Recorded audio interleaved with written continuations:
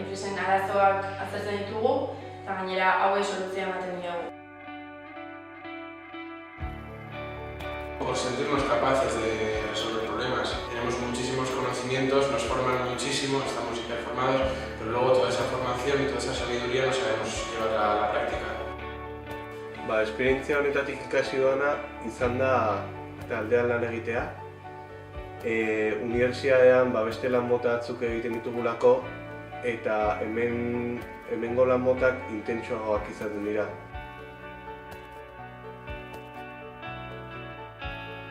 Hemos estado trabajando en colaboración con el grupo Burutec. Nuestro objetivo principal era, mediante un foro que tenían ellos ya creado en la página web de Burutec, crear una comunidad de gente cercana y territorial, un poco dentro del País Vasco.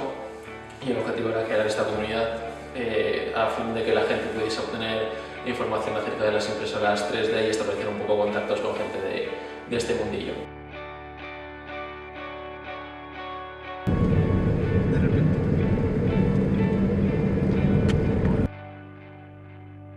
Burutec elkarte bat da, orain dela urte aseran hasi genuna, baina proiektua orain dela urte eta erdi hasi zala 2013ko urtarrilean.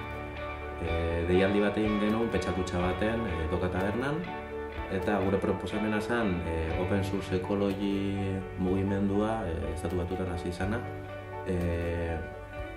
Horrek proposatzen dituen makinak modu irekian egitea.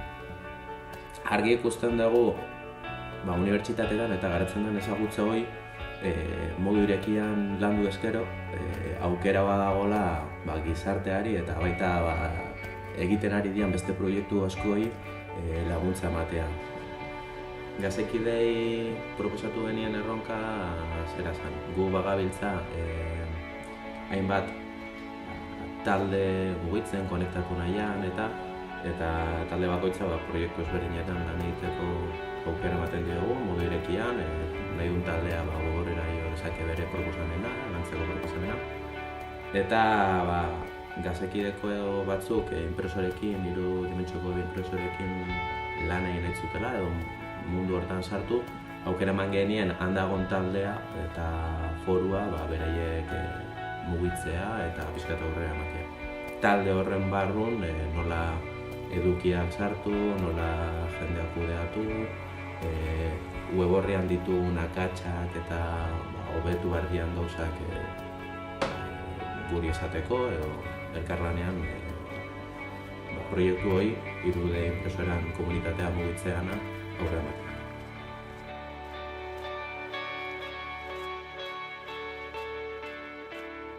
Liburutegi nagusirentzako irtenbidea pentsa guzenak izan dira adibidez benganian vinilua jartzia jendia erakartzeko atera eta holan, da sartzeko liburutegira ikusten ia zer daun barruan, ze jente askok ez daki zer daun.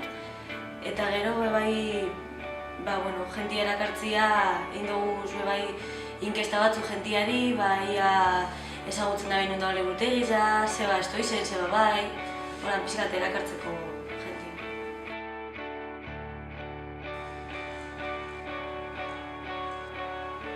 Guretzat liburuzainentzat eta liburutegiarentzat oro har oso aberasgarria da jakitea badagola talde bat arduratua liburutegiaren etorkizunarekin, liburutegiaren garapenarekin eta nik beraiekin izan nuen bileratxo batean esplikatu nizkien zeintzian guretzako momentu honetan erronka nagusienak, hau da liburutegi digitalaren erronka, zer gertatuko zen liburu fisikoekin, eta nik uste dut beraien ekarpenak oso interesgarriak izango zaizkigula liburutegiaren berrantolaketa honetan edo gu denbora guztian ari gara liburutegiaren inguruan birpensatzen.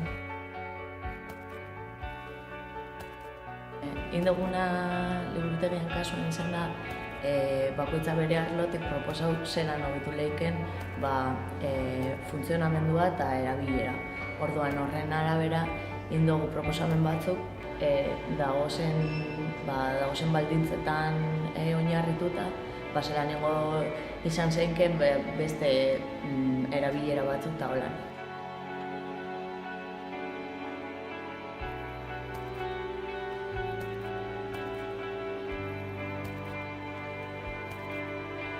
liburutegi nagusian egin dugun gauz ideiaik esanguratsuna izango zen kanpoko terraza albideratzea, bai irakurtzeko egunkariak edo eta revistak edo liburuak, ze ikuste genuen falta zela kanpoko terraza albideratzea horretako, eta aukera nahiko polita ikusi dugu horretako, eta gero horrez gain idazlearen txokoa izeniko txoko bat egin dugu bai, eta horrekin gure helburua da gehien bat Donostiko liburutegia dinamizatzea beste era batera.